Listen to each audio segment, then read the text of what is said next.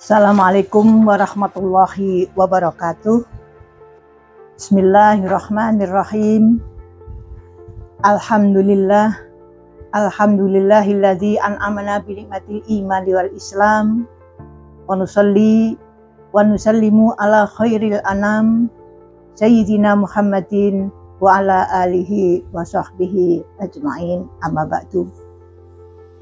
Pada kesempatan ini kita akan berbincang tentang moderasi beragama di perguruan tinggi.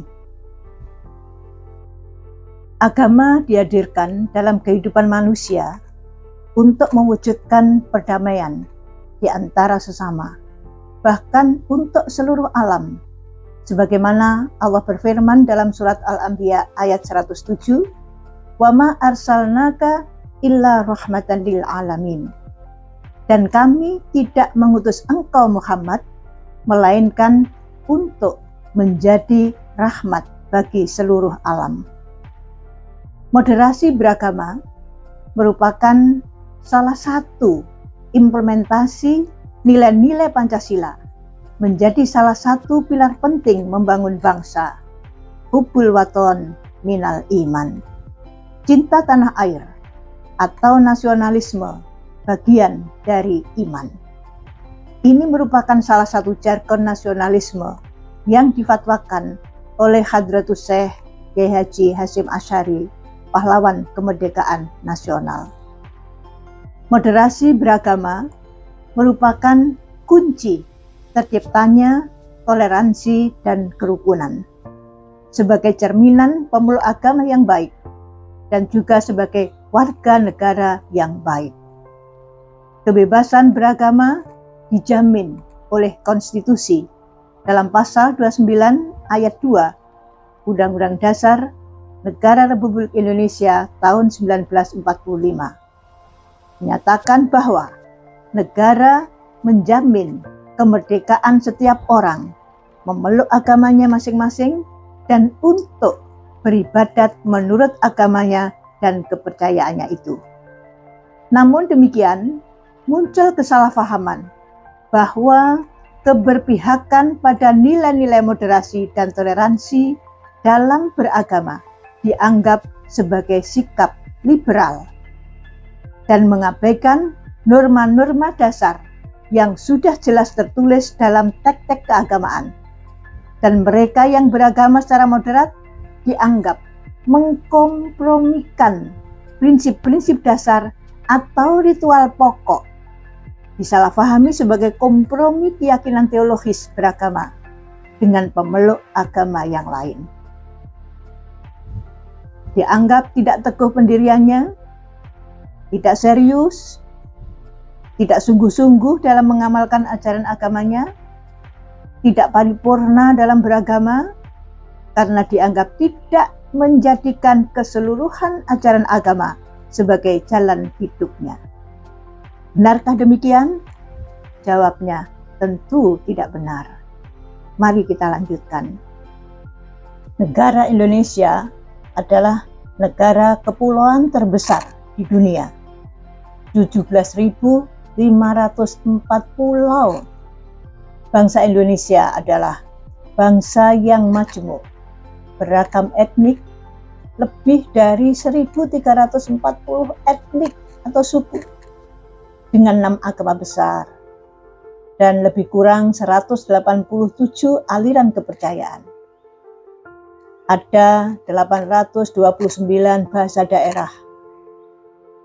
Dan juga Indonesia memiliki penduduk terbesar keempat di dunia dengan jumlah 275.361.267 jiwa.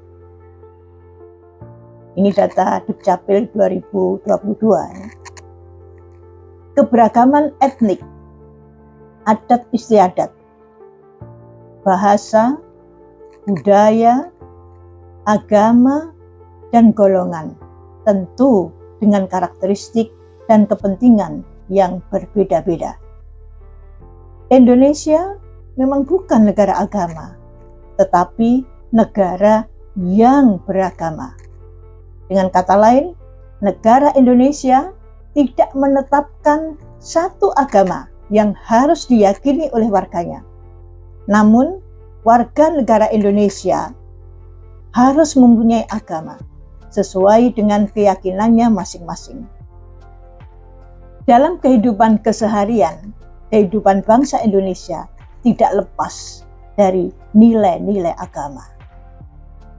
Keberadaan agama sangat vital di Indonesia, sehingga tidak bisa lepas juga dari kehidupan berbangsa dan bernegara. Oleh karena itu, moderasi beragama perlu digaungkan, di mana agama menjadi bagian penting dalam perwujudan peradaban dunia yang bermartabat. Indonesia merupakan lokus klasik, tempat terbaik atau rujukan bagi konsep masyarakat majemuk. Hal ini terlihat dari keberagaman yang dimiliki Indonesia sebagai bangsa yang unik, di mana hanya berada di wilayah saja di dunia ini yang dianugerahi keistimewaan ini, menurut Hefner 1999. Baiklah, saudara sekalian, apa itu moderasi agama? Kata moderasi berasal dari bahasa Latin moderatio, yang berarti kesedangan atau tidak berlebihan dan tidak kekurangan. Kata itu juga berarti penguasaan diri dari sikap yang sangat berlebihan dan juga kekurangan. Kamus Besar Bahasa Indonesia menyediakan dua pengertian kata moderasi. Yang pertama, pengurangan kekerasan, dan yang kedua, penghindaran keekstriman. Jika dikatakan orang itu bersikap moderat, berarti bahwa orang itu bersikap wajar, biasa-biasa saja, dan tidak ekstrim. Sedangkan kalau dalam bahasa Arab, moderasi dikenal dengan kata wasat atau wasatiyah, yang memiliki padanan makna dengan kata tawasud atau tengah-tengah, iktidal, adil, dan tawazun, berimbang. Orang yang menerapkan prinsip wasatiyah bisa disebut wasit. Dalam bahasa Arab pula, kata wasatiyah diartikan sebagai pilihan terbaik. Apapun kata yang dipakai, semuanya menyiratkan satu makna yang sama, yakni adil, yang dalam konteks ini berarti memilih posisi jalan tengah di antara berbagai pilihan ekstrim. Moderasi beragama kemudian dapat difahami sebagai cara pandang, sikap, perilaku, selalu mengambil posisi di tengah-tengah, selalu bertindak adil, dan tidak ekstrim dalam beragama. Perlu diketahui bahwa moderasi beragama adalah mengembangkan pemikiran, sikap, dan perilaku moderat dalam beragama. Bukan moderasi agama, ya, moderasi beragama. Sehingga moderat dalam beragama. Tujuan moderasi beragama. Moderasi beragama ini merupakan kunci terciptanya toleransi dan kerukunan, baik itu di tingkat lokal, nasional, maupun global. Pilihan pada moderasi dengan menolak ekstremisme dan liberalisme dalam beragama adalah kunci keseimbangan. Demi terpeliharanya peradaban dan terciptanya perdamaian. Masing-masing umat beragama dapat memperlakukan orang lain secara terhormat, menerima perbedaan, serta hidup bersama dalam damai dan harmoni. Dalam masyarakat yang multikultural ini seperti Indonesia, moderasi beragama menjadi suatu keharusan. Keseimbangan atau jalan tengah dalam praktek beragama ini akan menghindarkan dari sikap ekstrim yang berlebihan, fanatik, sikap revolusioner dalam beragama. Harus difahami bahwa moderasi beragama sebagai sikap beragama yang seimbang antara pengalaman agama sendiri yang eksklusif dan penghormatan kepada praktek agama orang lain yang berbeda keyakinan, yakni inklusif. Adapun landasan moderasi beragama adalah ideologi Pancasila dan NKRI. Pancasila dalam NKRI telah nyata berhasil menyatukan semua kelompok agama, etnis, bahasa, dan juga budaya. Kesepakatan bersama semuanya bergerak ke tengah, mencari titik temu untuk bersama-sama menerima bentuk NKRI. Jaminan negara atas kemajemukan menjadi medium yang baik bagi tumbuhnya moderasi beragama. Setiap pemeluk agama dapat mengekspresikan keberagamaannya tanpa harus khawatir mendapat tekanan dari pemeluk agama yang lain dan memberikan penghargaan atas ekspresi keberagamaan dari pemeluk yang lainnya. Inilah ekspresi moderasi beragama yang konkret yang terjadi di tengah-tengah masyarakat. Indikator moderasi beragama. Indikator untuk menentukan apakah sebuah cara pandang, sikap, dan perilaku beragama tertentu itu tergolong moderat atau sebaliknya, maka digunakan indikator 1. Komitmen kebangsaan. Melihat dan menilai sejauh mana cara pandang, sikap, dan praktek beragama seseorang berdampak pada kesetiaan terhadap konsensus dasar kebangsaan yang terutama terkait dengan penerimaan Pancasila sebagai dasar negara, sebagai ideologi negara. Yang kedua, toleransi. Melihat dan menilai sejauh mana cara pandang, sikap, dan praktek beragama seseorang ini mampu hidup rukun dan harmonis dengan mereka yang berbeda. Toleransi merupakan sikap untuk memberi ruang dan tidak mengganggu hak orang lain untuk berkeyakinan dan mengekspresikan keyakinannya, menyampaikan pendapat meskipun hal tersebut berbeda dengan apa yang diimani. Ketiga, anti kekerasan. Melihat dan menilai sejauh mana cara pandang, sikap, dan praktek beragama seseorang yang tidak memaksakan keyakinannya pada mereka yang berbeda agama. Anti kekerasan berarti melawan arogansi agama dan radikalisme. 4. Akomodatif terhadap kebudayaan lokal. Melihat sejauh mana kesetiaan seseorang untuk menerima praktek keagamaan yang mengakomodasi kebudayaan lokal dan tradisi. Yang kelima, inklusivitas.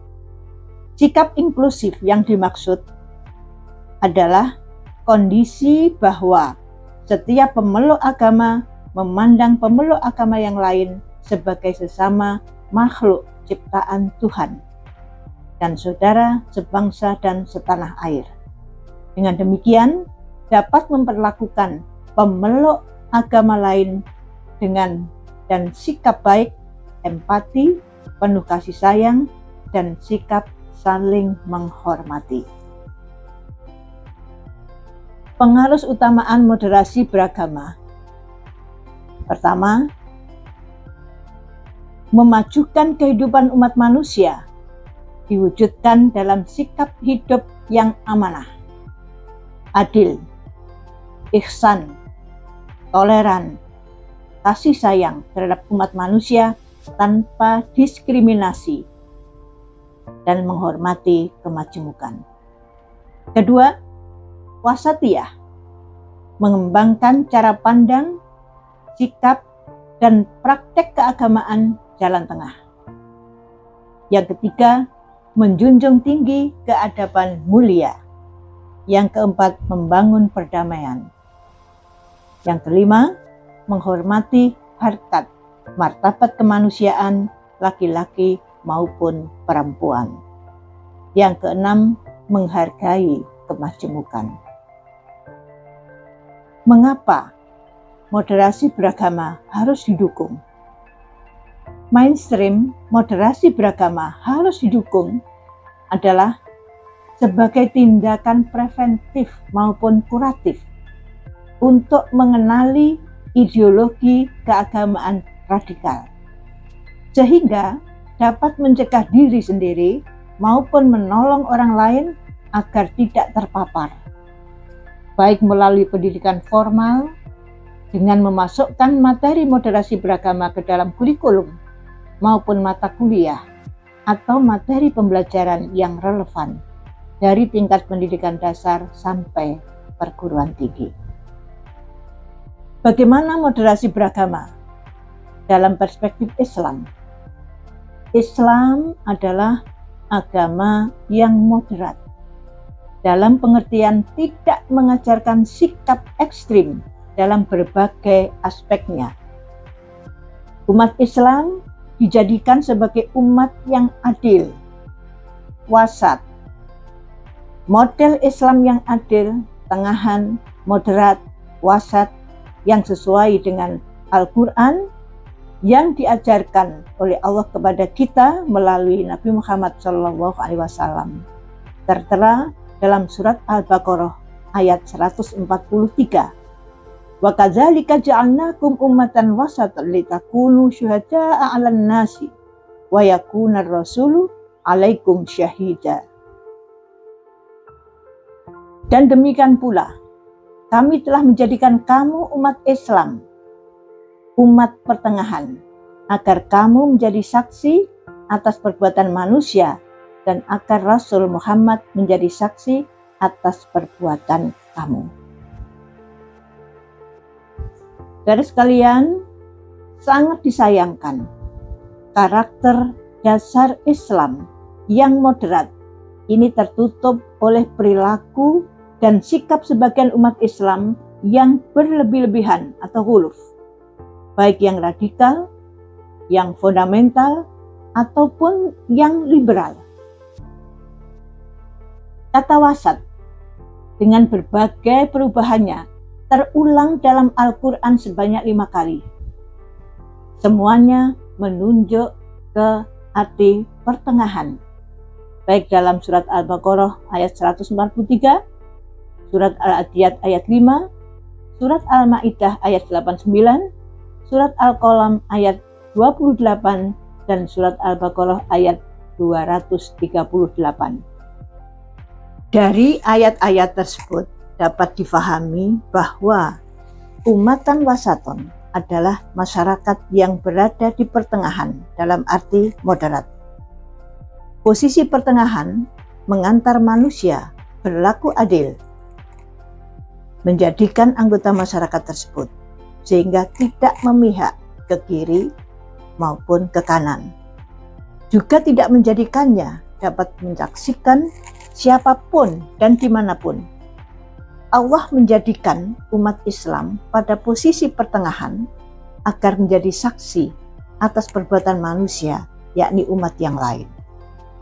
Wasatiyah, moderasi atau posisi tengah, mengundang umat Islam untuk berinteraksi, berdialog, dan terbuka dengan semua pihak, baik agama, budaya, maupun peradaban. Karena mereka tidak dapat menjadi saksi atau berlaku adil jika mereka tertutup.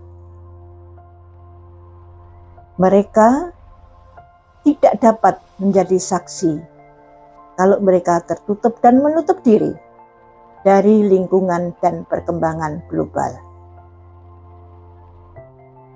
Sekarang, seperti apa sebenarnya karakteristik sikap moderat dalam berislam. Yang pertama adalah memahami realitas. Islam berisikan ketentuan-ketentuan yang sawabit tetap dan hal-hal yang dimungkinkan untuk berubah sesuai dengan perkembangan ruang dan waktu atau mutaghayyirat. Yang sawabit hanya sedikit, yaitu prinsip-prinsip akidah, ibadah, muamalah, dan akhlak, dan tidak boleh dirubah. Sedangkan selebihnya adalah mutaghayyirat yang bersifat elastis, fleksibel, atau murunah, dan dimungkinkan untuk difahami sesuai dengan perkembangan zaman. Realitas kaum muslim Indonesia dalam menerima ajaran Islam untuk pertama kalinya adalah diajarkan oleh para wali songo yang menggunakan pendekatan kultural untuk menyampaikan ajaran-ajaran Islam. Dengan pendekatan itulah akhirnya Islam ini diterima secara massal. Pendekatan ini adalah pendekatan yang moderat karena sesuai dengan realitas masyarakat saat itu. Ada contoh lain, adanya para pekerja urban. Ini juga realitas, di mana di zaman Rasulullah SAW maupun pada masa awal perkembangan Islam itu belum ada urban ini. Yang mana masyarakat urban ini dalam mengekspresikan keagamaan mereka di akhir Ramadan itu mereka berbondong-bondong mudik di kampung halaman. Melihat realitas ini, ada kelompok yang menilainya sebagaimana itu adalah bid'ah. Kenapa? Karena tidak ditemukan zaman Rasulullah. Zaman Nabi nggak ada mudik-mudik itu.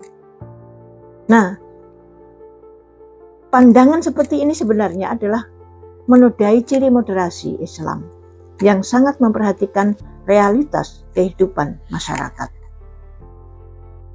Yang kedua, memahami fikih prioritas. Pentingnya kita menetapkan prioritas dalam beramal. Seorang muslim akan dapat memilih mana amal yang paling penting di antara yang penting dan yang lebih utama di antara yang biasa, dan mana yang wajib di antara yang sunnah.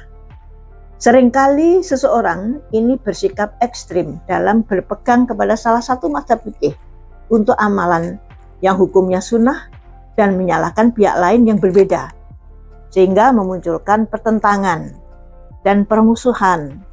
Dengan memahami fikih prioritas dengan baik akan menjaga persaudaraan dengan sesama muslim dalam ibadah yang wajib hukumnya, sedangkan amalan yang diperselisihkan adalah hukumnya sunnah.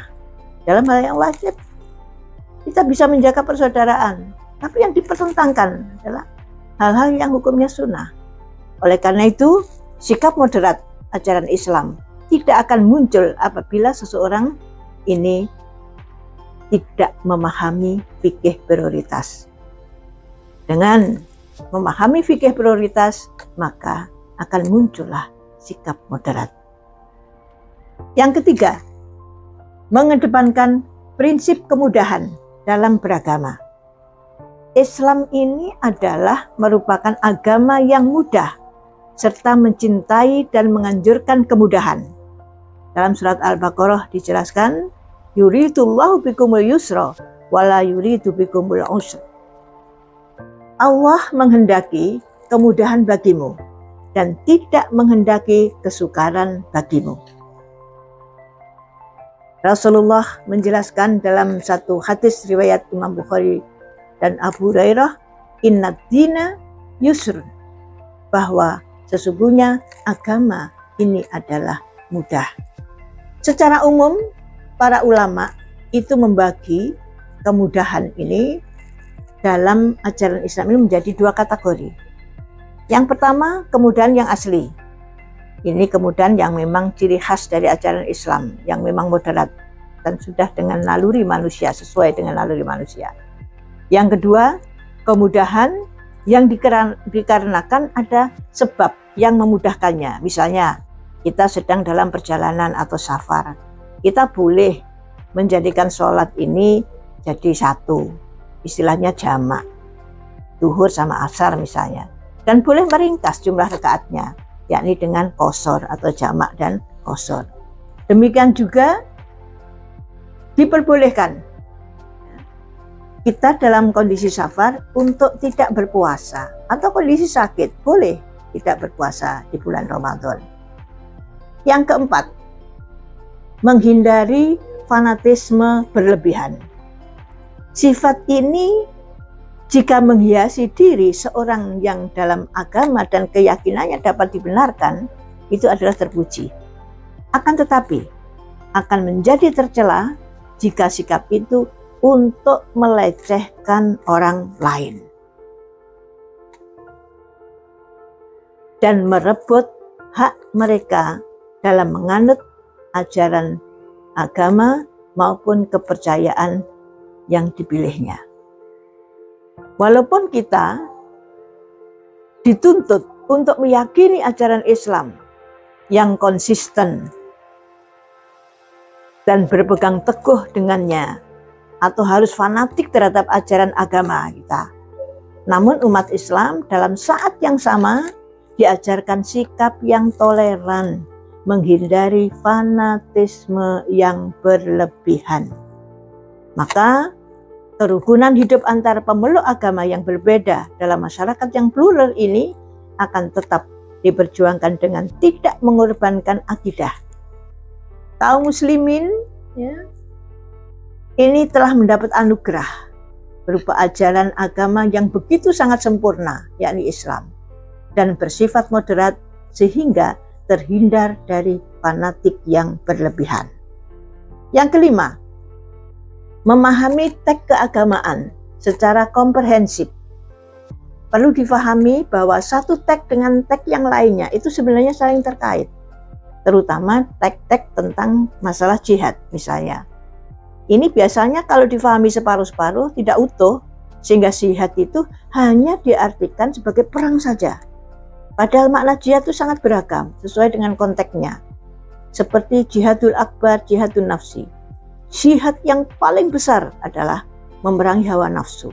Itu dijelaskan oleh baginda Rasulullah Shallallahu Alaihi Wasallam. Yang keenam, keterbukaan dalam menyikapi perbedaan.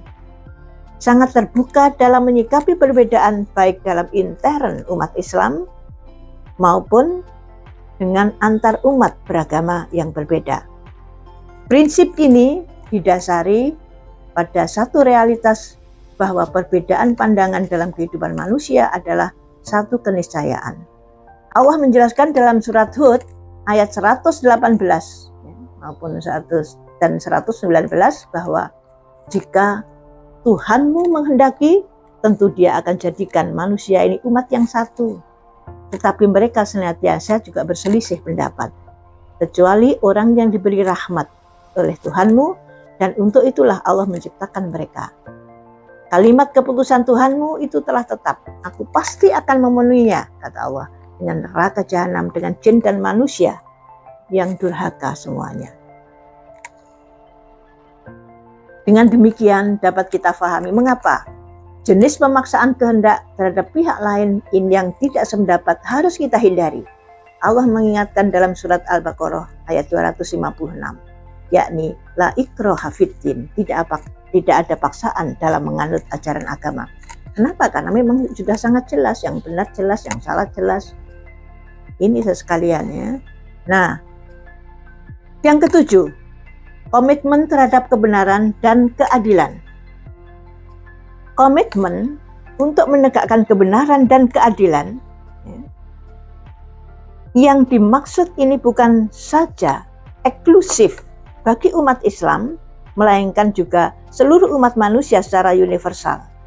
Perintah untuk menegakkan keadilan dan menghilangkan kezaliman adalah sebuah keniscayaan dalam hidup bermasyarakat, berbangsa maupun bernegara, terlebih bagi orang-orang yang beriman. Karena sikap adil ini adalah dekat dengan takwa. Allah menjelaskan di dalam surat Al-Maidah ayat 8. Wahai orang-orang yang beriman, jadilah kamu sebagai penegak keadilan karena Allah. Ketika menjadi saksi, jadi saksi dengan adil. Dan janganlah kebencianmu ini terhadap satu kaum mendorong kamu untuk berlaku tidak adil, kata Allah. Berlaku adillah, karena adil itu dekat dengan takwa. Dan bertakwalah kepada Allah, sungguh Allah maha teliti terhadap apa yang kamu kerjakan. Baiklah, sebagai akhir dari paparan ini, mari kita protek diri dengan moderasi, agar kita tidak teracuni gerakan radikal yang berakar dari ideologi. Moderatisme ini adalah wajah agama yang sejati. Ini ajaran Allah yang disampaikan melalui pada Rasul-Nya. Makin moderat kita, semakin kita menebar kasih sayang terhadap sesama, dan semakin cinta kita dan menjaga keutuhan NKRI. Keragaman merupakan rahmat yang diberikan Allah sebagai sarana untuk meningkatkan kualitas hidup yang lebih bermakna. Baik, semoga paparan ini bawa barokah dan bermanfaat. Amin. Ihdinas siratal mustaqim. Wallahul muwaffiq ila aqwamit thoriq. Wassalamualaikum warahmatullahi wabarakatuh.